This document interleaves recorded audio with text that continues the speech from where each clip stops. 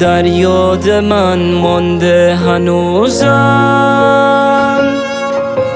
لالایی شبانت را، با خنده من خندت را، دریا بین دیوانت را،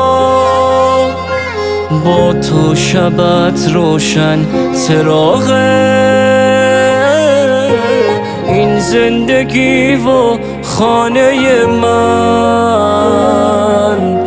از خود گذشتی تا همیشه، تنها فقط به خاطر من. زیباترین من، ای بهترین من، خاک زیر پای تو هم مادر. بود و نبود من، تو معبود من، نفس بدون تو سخت مادر.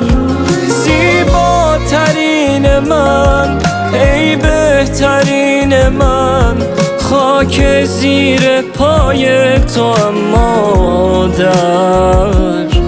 بود و نبود من، تو معبود من، نفس بدون تو سخت مادر.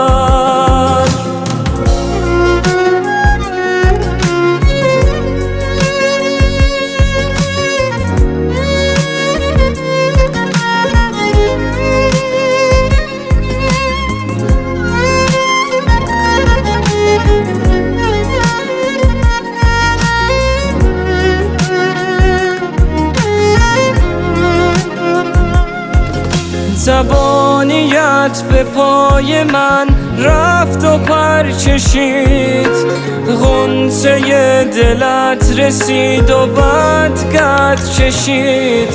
دوای درد من فقط تویی مادرم، خدا چه جای خود تویی خدای دیگرم.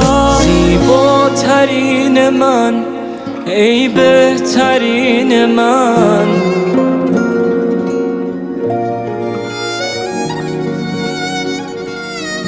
بود و نبود من، تو معبود من، نفس بدون تو سخت مادر. مهدی دانش.